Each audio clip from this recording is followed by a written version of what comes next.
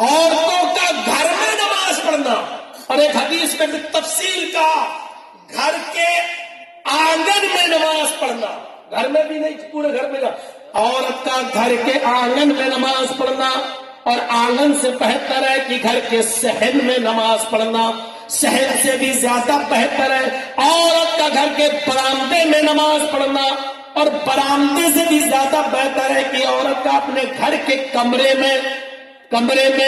نماز پڑھنا، یہ زیادہ بہتر ہے۔ اتنی پابندی، ذرا غور کرو، صرف اس لیے کہ جتنا وہ مردوں کی نظروں سے دور رہے گی اتنا ہی زیادہ اس کے لیے بہتر ہے۔ اور یہ اس زمانے میں اللہ کے نبی صلی اللہ علیہ وسلم فرما رہے ہیں جس زمانے میں خود اللہ کے نبی مسجد میں نماز پڑھایا کرتے تھے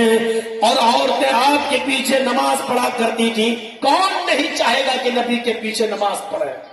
کس کی تمنا نہیں ہوگی؟ ارے ایک سعودی عرب کے جب امام چلے آتے ہیں تو ان کے پیچھے نماز پڑھنے کے لیے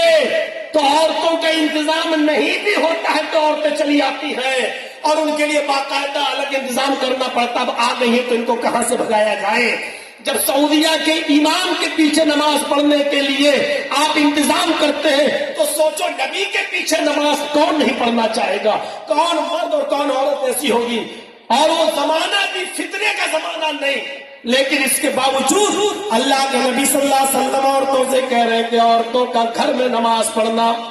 گھر سے بہتر ہے صحن میں نماز پڑھنا، صحن سے بہتر ہے برآمدے میں نماز پڑھنا، برآمدے سے بہتر ہے کہ گھر کے کمرے کے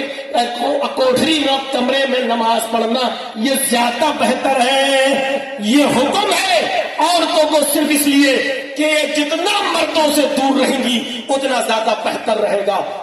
ماں اور بہنوں کے لیے۔ سوچا کبھی آپ نے؟ یہ الگ بات ہے کہ آج بہت سے لوگ مسجدوں میں جانے ہی سے روک دیتے ہیں کہ نہیں فتنے کا زمانہ ہے، ان کو 80 گھاٹ پہ جاتی ہوئی عورتیں نہیں دکھائی دیتی ہیں، دال منڈی میں جاتی نہیں دکھائی دے رہی ہے، ٹک ٹاک پہ جاتی ہوئی نہیں دکھائی دے رہی ہے، سارے فتنے ان کو مسجد میں دکھائی دے رہے ہیں۔ یہ ایک الگ چیز ہے، لیکن ہمیں معلوم ہے عورتوں کو مسجد میں جانے کی اجازت ہے، شریعت اس کی اجازت دیتا ہے، یہ الگ مسئلہ ہے، لیکن عورتوں کو اللہ کے رسول نے گھر میں نماز پڑھنا افضل بتایا، یہ الگ مسئلہ ہے۔ اور سنو، اس کے باوجود اجازت ہے، آ بھی گئے مسجد میں، اب آ بھی گئی، ان کا الگ راستہ، مردوں کا الگ راستہ، ٹھیک ہے پڑھے، کوئی حرج کی بات نہیں ہے، مردوں کا راستہ الگ عورتوں کا الگ، لیکن اب مسجد میں آ بھی گئی ہے تو اللہ کے نبی صلی اللہ علیہ وسلم نے اب ان کو کیا حکم دیا ہے؟ کیا حکم دیا ہے؟ خیر صفوف الرجال اولها وشرها آخرها، مردوں کی پہلی صف سب سے بہتر ہے اور آخری صف سب سے بری۔ مردوں کی پہلی صف سب سے افضل ہے۔ ایک حدیث کے اندر آتا ہے اللہ کے نبی نے فرمایا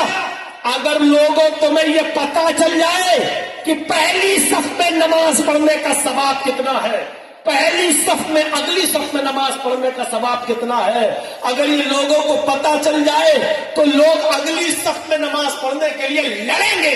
جھگڑا کریں گے، قرآن دازی کی نوبت آئے گی، قرآن دازی کی نوبت، قرآن ڈالا جائے گا، پرچیاں پھینکی جائیں گی، جس کا نام نکلے گا وہ آگے، یعنی آگے جانے کے لیے وہ قرے کی نوبت آ جائے گی قرآن دازی کی، یہ اگلی صف میں نماز پڑھنے کا ثواب۔